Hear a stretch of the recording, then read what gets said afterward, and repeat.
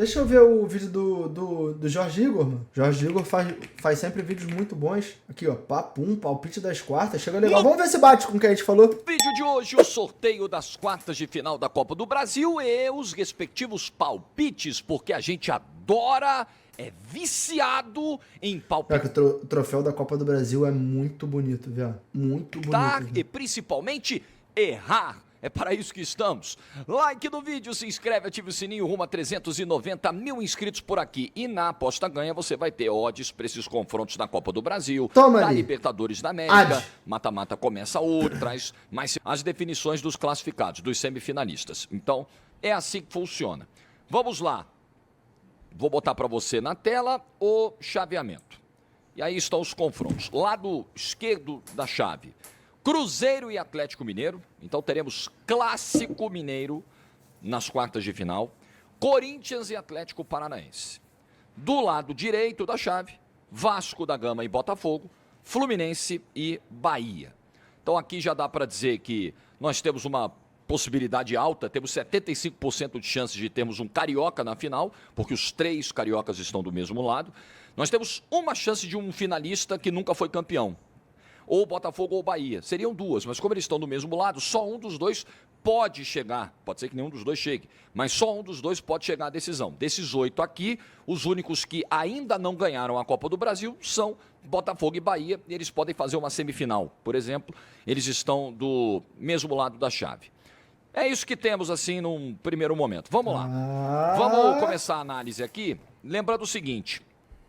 27 de agosto é a semana do jogo de ida, aí precisa ver se vai ser 27, 28, o que vai ser, cada jogo, qual data vai ser, quarta, quinta, aí a TV vai desmembrar. E 11 de setembro é a semana dos jogos de volta. O Botafogo nunca ganhou, nunca ganhou. O Botafogo, o máximo que chegou foi, se eu não me engano, vice-campeão contra o Juventude, eu acho. Acho que é isso. Tá, aí dia 11, dia 12, aí vai depender. 5 de outubro começam as semifinais e a final começa 2 de novembro. Então, só para você já ter noção aí do calendário do que teremos pela frente. Vamos lá, com análise, com palpite... Fluminense foi campeão. Se eu não me engano, contra o Paulista de Jundiaí. Eu acho que é. Vasco foi campeão também. Vou começar com esse Cruzeiro... Figueirense. E Atlético. Eu acho que existiu na temporada... Quem jogou contra o Paulista de Jundiaí, pra eu ter ficado com o Paulista na mente? O Fluminense perdeu uma final pro Paulista, né? Tá aí. Essa variação, ela é constante, tá? Na distância de um time pro outro na temporada. Ela já teve oscilações importantes. Então vamos lá. Começou o ano. O Cruzeiro se remontando, né? O Atlético ainda vinha de uma... Não era terra arrasada, mas uma ressaca de um fim de temporada muito duro, onde ele podia ter tudo e não teve nada. E quase teve uma Série B para disputar, porque perdeu as finais da Libertadores e da Copa do Brasil e ainda quase caiu no Brasileiro. Quase caiu. Por uma bola na trave, talvez tivesse caído. E o Cruzeiro começou o ano ainda num processo... Perdeu a final da Sul-Americana, o trabalho do Fernando Diniz não dava nenhuma perspectiva de que iria andar, inclusive ele estava demitido na virada do ano. Aí vazou para a imprensa, antes de vazar para ele ficou revoltado, com razão, foi para o microfone, aí seguraram e depois não teve jeito. E aí o Cruzeiro começa o ano mal, tropeçando no Mineiro, o Cássio falhando, o Dudu e o Gabigol tentando achar espaço e não conseguindo. E aí a coisa andou no trabalho do Leonardo Jardim. Mas no Campeonato Mineiro, o Atlético levou de boa. Nem encontrou o Cruzeiro na final. O Cruzeiro nem chegou, o Cruzeiro caiu para o América. E o Atlético foi campeão. Então ali você tinha uma distância. Era um Atlético que tinha perdido jogadores, é verdade. Do ano passado, perdeu Batalha, perdeu Zaratio, mas manteve ali uma base, né? E a vida estava seguindo. Ok. Trocou treinador, trouxe o Cuca, verdade, né? O Milito foi o técnico do... Final, Galo e Botafogo replay. Pô, eu acho que o Botafogo chegaria numa situação muito mais confortável que o Galo pra essa final. Primeiro porque a final mais importante quem ganhou foi o Botafogo. Então se ele perdesse uma final de Copa do Brasil, não seria como se o Galo tivesse dado troco. Porque até teria dado um troco, mas numa proporção menor do que uma final de Libertadores. Segundo que eu acho que o Botafogo mais time. Então ele chega grande, podendo até abrir uma margem de 2 porrada em final. Eu acho que esse cenário não seria legal pro Galo, não, mano. Sei lá, se eu sou torcedor do Galo, eu tentaria fugir de uma final com o Botafogo, mano. Os vice-campeonatos do ano passado. Mas aí, beleza. Até o Campeonato Mineiro, até março ali, pô, o Atlético tá legal, tá acima do Cruzeiro. Quando chega o Leonardo Jardim, isso vai diminuindo até o ponto de se inverter completamente, de uma inversão mesmo. Né? O Cruzeiro liderou o Campeonato Brasileiro por algumas rodadas, né? O Cruzeiro ganhou do Flamengo, o Cruzeiro ganhou do Palmeiras, o Cruzeiro ganhou jogos grandes, o Cruzeiro se comportou muito bem no primeiro turno do campeonato. O Cruzeiro fez 11 vitórias em 19 jogos do campeonato, encontrou uma maneira de jogar, vários jogadores subiram de produção, exemplo do Cássio, por exemplo, o Fabrício se Bruno for fazer o cenário ideal, o que eu queria, Vasco e Atlético Paranaense, podia botar Cruzeiro e Galo, Bahia, Corinthians, Fluminense e Botafogo. Aí era o meu cenário perfeito, pô. Uma grande temporada, o Caio Jorge num ano maravilhoso, com a confiança lá em cima, tudo potencializado pelo coletivo. A partir do momento em que o Leonardo Jardim teve autonomia para tocar o projeto, sem megalomanias, sabe? Sem viagem. Ó, você manda, irmão. Ah, tem jogador que ganha 3 milhões de salário e vai ficar no banco? Sim, se o senhor achar que tem que ficar, pode ficar. O senhor tem liberdade para fazer isso. Pois bem, deu resultado e o trabalho do Cruzeiro decolou. E aí, isso veio acompanhado de um momento instável institucional do Atlético. A SAF do Atlético com muitos problemas para honrar compromissos, inclusive gerando o que gerou, né? O Atlético teve jogadores aí cobrando extrajudicialmente, até judicialmente, caso do Rony, a dívida, né? Dívidas, pendências que o Atlético teria com eles. A campanha na Sul-Americana é uma campanha ruim, o Atlético tem que jogar repescagem, quase cai para o Bucaramanga. Aí foi o momento em que o Cruzeiro, ó, beleza, o Cruzeiro passou. Ultrapassou. Só que nessas últimas semanas, o Atlético deu uma virada de chave, a semana do caos parece ter marcado a semana do caos. Depois desse vídeo aqui eu vou reagir quem é o jogador de futebol. O vídeo novo do canal do Lucas Schilt, beleza? É a semana do Rony, né? O Rony vai embora, aí volta. Ali é a semana do caos. A instituição ficou muito exposta. Dali pra cá, quando começou a série de jogos contra o Flamengo, podemos pegar até o jogo com o Bucaramanga também. O Atlético não vai tão mal assim, acaba perdendo em casa, mas o Atlético é melhor do que o Bucaramanga no jogo. Ali acontece alguma coisa. Não sei, assim, a gente tem impactos, a gente pode observar, a gente pode falar do que o campo mostra.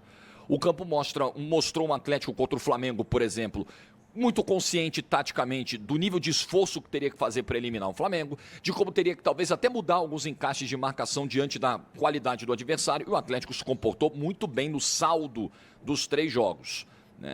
Perde o jogo do Brasileiro do Maracanã, onde ele poderia ter tranquilamente aberto o placar no começo do jogo, fez um ótimo primeiro tempo e passa na Copa do Brasil, elimina o Flamengo na Copa do Brasil. Então, saldo excelente, excelente.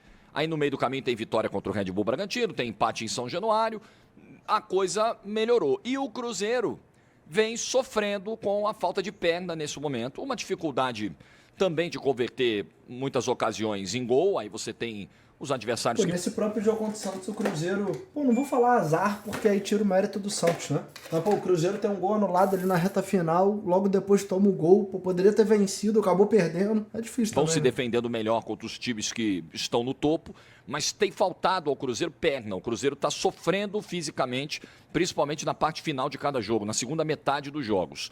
E aí fez essa distância que estava, sei lá, aqui, vai cair para cá. Eu ainda acho o Cruzeiro superior, o trabalho da temporada, tá? Acho o trabalho melhor, acho coletivamente o Cruzeiro um time mais confiável, mas a distância que nós vimos no início do Campeonato Brasileiro, um mês atrás, um mês e meio atrás, não é a distância que temos hoje. O Cruzeiro não jogou bem contra o Santos, eu achei que jogou o primeiro tempo bem, eu achei que o time tá sofrendo com cansaço mesmo. Pra mim tá muito nítido, o Cruzeiro tem começado, o Cruzeiro tem tido, é claro, numa proporção de atuação muito melhor, ele tem tido o mesmo problema do Vasco. Os times começam o jogo bem e vão fazendo assim no decorrer do jogo por sentir fisicamente, entendeu? E tem um fator aqui que é mando de campo. Você tem a divisão de 90-10 dos clássicos mineiros, né? Então você vai ter o primeiro jogo na Arena MRV, só um pouquinho de torcida do Cruzeiro. Segundo jogo Mineirão, só um pouquinho de torcida do Atlético. E isso é uma coisa importante também. O Cruzeiro decide, eu acho que é um confronto equilibrado. Vejo o favoritismo do Cruzeiro, acho no todo da temporada o Cruzeiro mais confiável. E o Cruzeiro decide no Mineirão. E isso também é um trunfo. Mas, ó, claro que tem jogo. Claro, se esse confronto é sorteado um mês atrás, o atleticano, meu Deus do céu. Hoje não, porque o Atlético apresentou sinais muito nítidos de melhora nas últimas semanas. Corinthians e Atlético Paranaense. Corinthians é o seguinte, vai ligar o modo Copa? Que o que o Corinthians fez ontem contra o Juventude, assim, não dá. Não dá. São 5 rodadas sem vencer no Campeonato Brasileiro, um time lento, moroso, muitas vezes parecia desligado do jogo. O Corinthians precisa entender que para chegar forte nesse confronto contra o Atlético Paranaense, ele precisa pontuar no Campeonato Brasileiro. Porque vamos imaginar um cenário? Eu vou pegar aqui a tabela do Corinthians, tá? O Corinthians, nesse momento, pra você ter uma ideia, ele só tem 22 pontos no campeonato. O Corinthians fechou o primeiro turno com apenas 5... Quero ver se vão xingar o Jorge Igor também. Tá aqui na minha live, todo mundo. Vitórias. Isso é muito pouco. Muito pouco. Então vamos lá.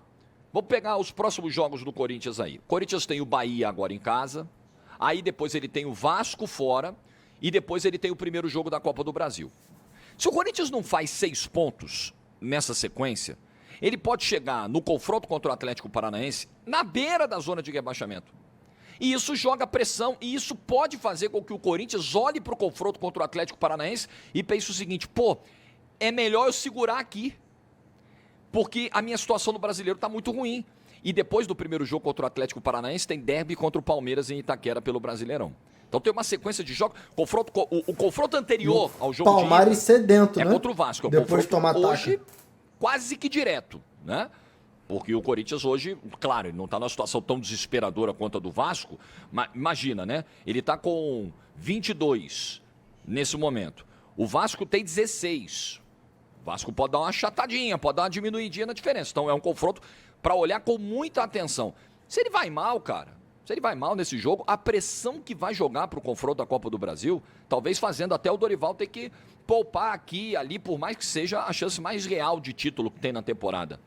Mas o que deve ser prioritário? Buscar a Copa do Brasil ou se manter na primeira divisão? Acho que é uma resposta muito óbvia. Muito óbvia. Com certeza. E o Corinthians sem Memphis, nesse momento, sem Carrilho até o final do ano, como disse o Dorival. E aí a gente ouvia, pô, vocês também pegam muito do pé do trabalho do Dorival, porque o Dorival nunca teve o trio Memphis, Garro e Yuri. Aí finalmente teve agora na Copa do Brasil contra o Palmeiras, tá vendo? Ele precisava ter o trio. Gente, o negócio é o seguinte, nenhum trabalho só pode andar se tiver todos os titulares à disposição. Sim. Porque nenhum trabalho tem todos os titulares à disposição o tempo todo. Nenhum. Esquece. Claro que você tem pilares que são importantes, dos quais você não pode abrir mão de um time. Agora, se o seu time só anda quando esses pilares estão disponíveis, se você não tem um plano B que funcione, esquece, irmão, seu trabalho não vai andar, porque vai ter suspensão, porque vai ter lesão, porque é impossível ter os caras todos o tempo todo. E já é o caso de agora, não terá o Memphis. O Corinthians precisa abrir o olho. Nesse confronto aqui... Eu vou falar sobre sobre a contratação do Cruzeiro. Eu conferi certinho o mando de campo, o Corinthians decide em casa. Então o primeiro jogo é Curitiba, segundo jogo é Neoquímica Arena. Pô, Jorge, o Atlético Paranaense eliminou o São Paulo. Dá para eliminar o Corinthians? Eu posso dizer que sim. Agora, não nos esqueçamos de duas coisas. Acho que tem muito... E isso não é desmerecer de jeito nenhum, gente, a classificação do Furacão.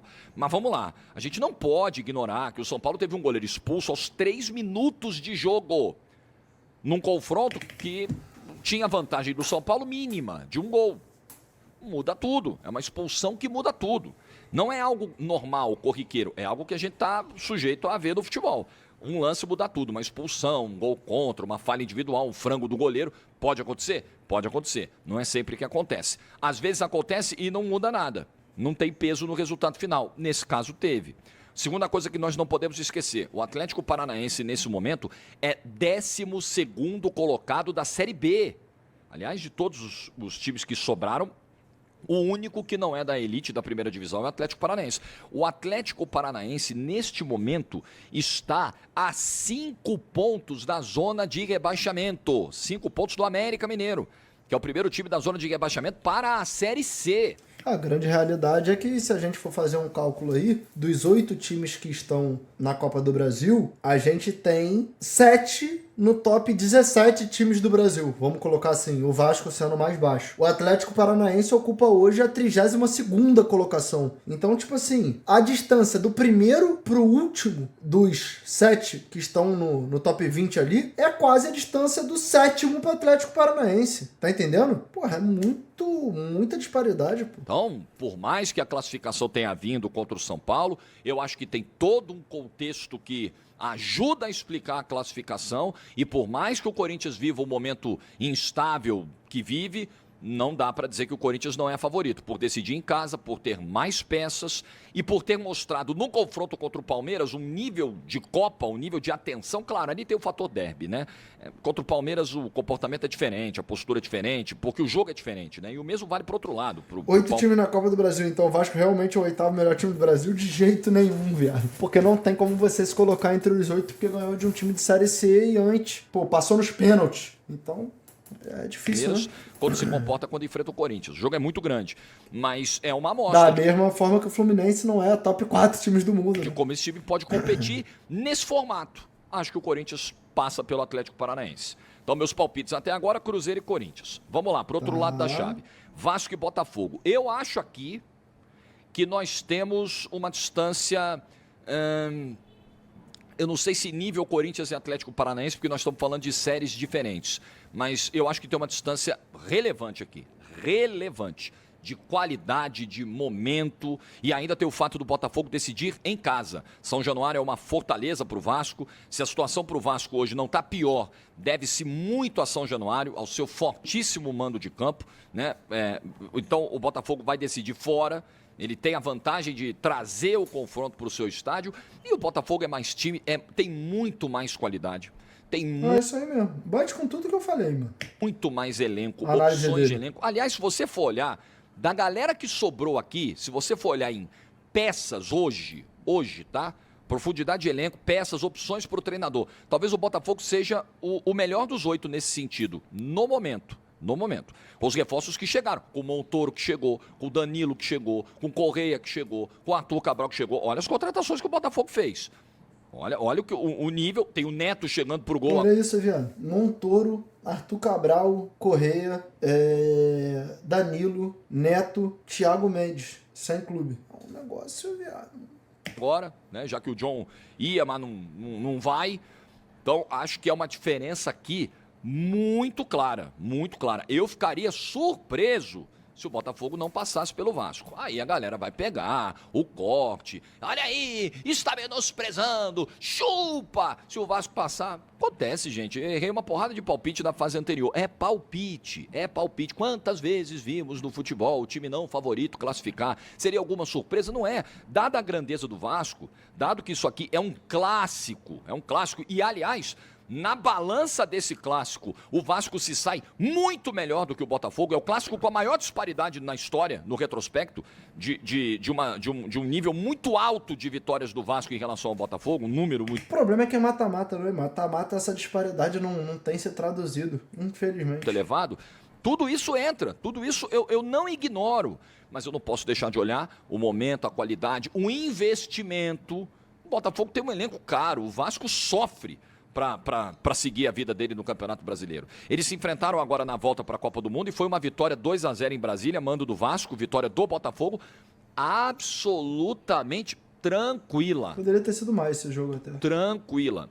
E o Botafogo, nesse início de trabalho do Ancelotti, ele tem um jogo péssimo, horroroso, que é o jogo contra o Cruzeiro, onde ele foi dominado amplamente. Mas ele tem outros bons jogos. Ele tem um bom confronto contra o Red Bull Bragantino, um primeiro jogo muito bom no Newton Santos. Ele tem uma goleada contra o Fortaleza, que tem um contexto de uma expulsão também no começo do jogo. Mas é 5-0 o placar do jogo, né? É 5-0. Então ele tem, né, a própria vitória contra o Vasco, enfim. Então ele tem mostrado nessa volta muito mais do que o Vasco, que hoje, inclusive, está na zona de rebaixamento da Série A do Campeonato Brasileiro. Então, por tudo isso, acho que o Botafogo é favorito nesse confronto. Tá aí. Fluminense e Bahia, tenho dificuldade aqui, acho muito equilibrado. A análise dele foi idêntica à minha, mano. Idêntica. Fluminense conseguiu fazer um grande Eu só não coloquei o Cruzeiro como favorito porque eu coloquei 50-50 no Cruzeiro e Galo. jogo contra o Bahia, com o time praticamente todo reserva no último comida, sábado. viado. Acho que o Fluminense completo e decidindo no Maracanã e colocando energia na competição, foco na competição, acho que o Fluminense é favorito. O Bahia ainda não me passa confiança. Acho que esse é o problema do Bahia, né? Às vezes é o sistema defensivo que se comporta muito mal, como se comportou contra o Fluminense. Às vezes é o sistema ofensivo que não converte muitas das oportunidades que cria, o que vem sendo um calcanhar de Aquiles no trabalho do Rogério Ceni na temporada. Acho que de qualidade mesmo, de elenco, de peça, o Fluminense é melhor. E tem o fator decidir em casa, decidir no Maracanã. A gente sabe que o mando aqui ele é muito importante para um confronto de um nível de equilíbrio tão grande. Eu acho que o mando aqui pesa muito. Então aqui eu tendo a apostar, tendo a acreditar que passa o Fluminense. Mas eu acho um confronto muito equilibrado, tá? Ele só não tem um nível de equilíbrio de Cruzeiro e Atlético, porque não é um clássico, não tem o fator rivalidade, que muitas vezes encurta distâncias e torna os confrontos até mais equilibrados do que eles são. Mas olhando bola mesmo, olhando qualidade, olhando os dois times, acho que aqui você tem um favoritismo para o Fluminense. Agora, tem um componente de pressão que eu acho que está maior para cima do Bahia do que para cima do Fluminense. O torcedor do Bahia, ele está cobrando demais, e eu queria fazer um ponto sobre isso aqui para fechar o vídeo. Eu acho que ele cobra com absoluta razão. Você pode discutir, às vezes, a forma, né? Porque teve a história da coletiva no fim de semana, né? Que reclamaram bastante. Ali não é postura de jornalista. Entenda, hoje a cobertura esportiva, ela mudou. Hoje temos o jornalista do grupo de mídia grande, tradicional, né? Aquele jornalismo mais tradicional. E você tem os influenciadores, que tem uma pegada mais torcedora, que tem outro tipo de linguagem. E não adianta, porque eles conseguiram o espaço deles hoje. Não tem como você brigar com isso. Você vai conviver. E aí o público vai decidir que tipo de conteúdo ele quer consumir. Então, acho que não é tratar isso como um grande problema. Nossa, olha aí. Não necessariamente. Não necessariamente. Mas vamos lá. A não ser que você cruze linhas de respeito e tal, aí nós já estaríamos falando de outra seara. Agora, voltando ao ponto da cobrança. O torcedor do Bahia, sim, tem o direito de cobrar um desempenho melhor do Bahia nas competições. Sim.